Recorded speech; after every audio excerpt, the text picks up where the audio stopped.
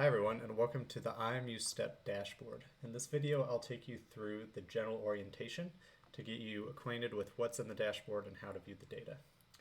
So the dashboard can be accessed by going to imeasureu.com/login, or you can use the link directly in the desktop if you've just downloaded a session.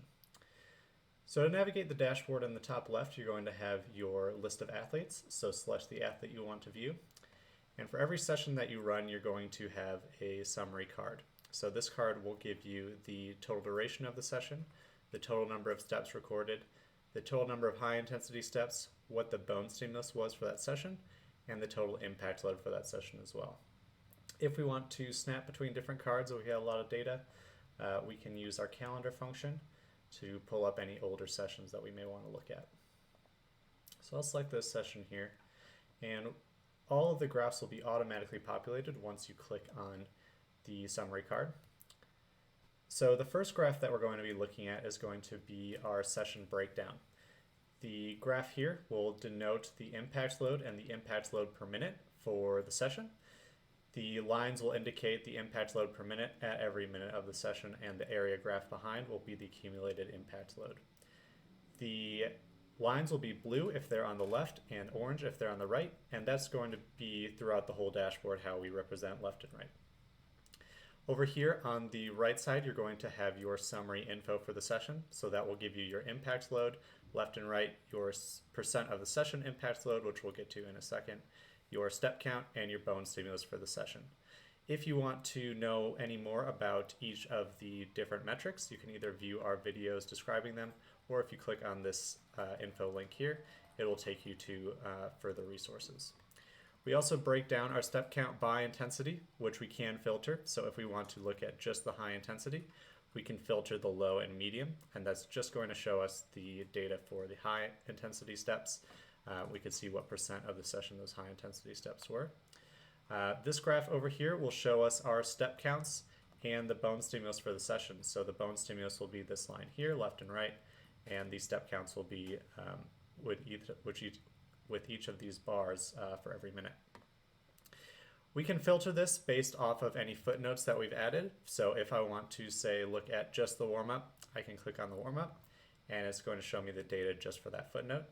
I can also use this preview graph down here to select any amount of data I want to look at. So if I want to look at 2 footnotes, if I want to look at first half versus second half, I can do that. Basically any combo of data that I want to look at, I have the option to choose here. Scroll down to our second graph, we're going to have our session asymmetry graph. So what this is going to show is the distribution of our steps left and right for every intensity level that they've occurred. So what we're looking at here is on the y-axis of the graph, it's going to be every intensity bin, and the number of steps will be represented on the left and right for each step intensity. So if we wanted to view the loading pattern and find if there's any asymmetries, we can use this graph here. This example we're looking at right now is going to be a healthy basketball athlete. We can see that even though the athlete is healthy, they do have a significant difference in their asymmetry at these upper intensities, so that might be something we want to explore. This graph too, we can look at footnote by footnote. So say I want to see if this is due to one specific drill or if that's been prevalent throughout the whole session. I can click on each specific footnote and pull up the specific loading pattern for that drill or exercise. And in this example, I can see that that asymmetry is pretty prevalent throughout all of my drills. So it probably was due to their loading pattern and not one weird drill that they were doing. I can also quickly snap to view the difference if I want to see how the steps were different left to right in an easier to view way.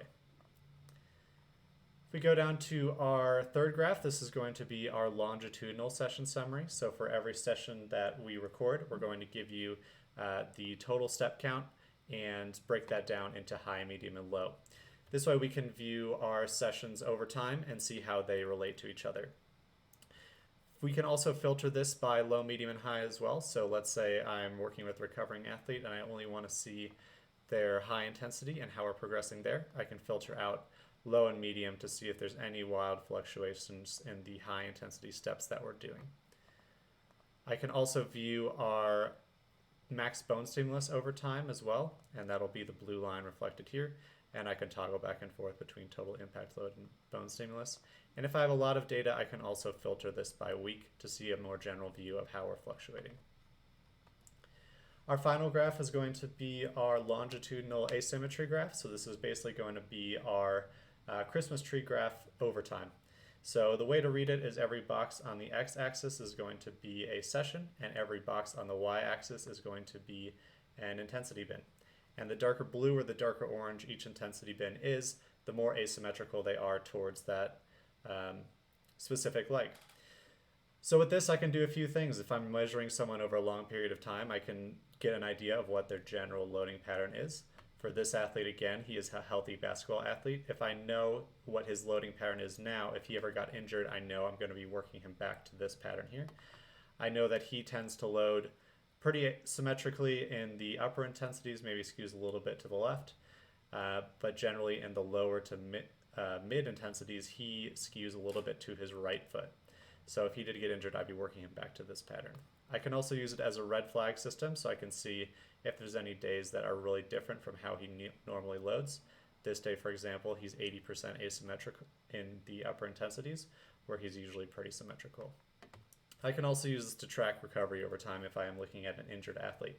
So I'd be able to see at the beginning they'd generally be really asymmetrical, and as we work them back towards health, they'd become more and more symmetrical, and we'd want to see them be exposed to higher and higher intensities.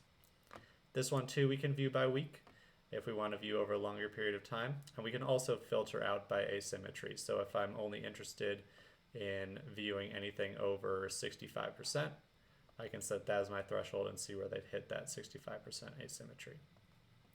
Finally, we do have the ability to export your data. If you click on this export here, that will give you a CSV of the session here, broken down by footnote with all of our metrics.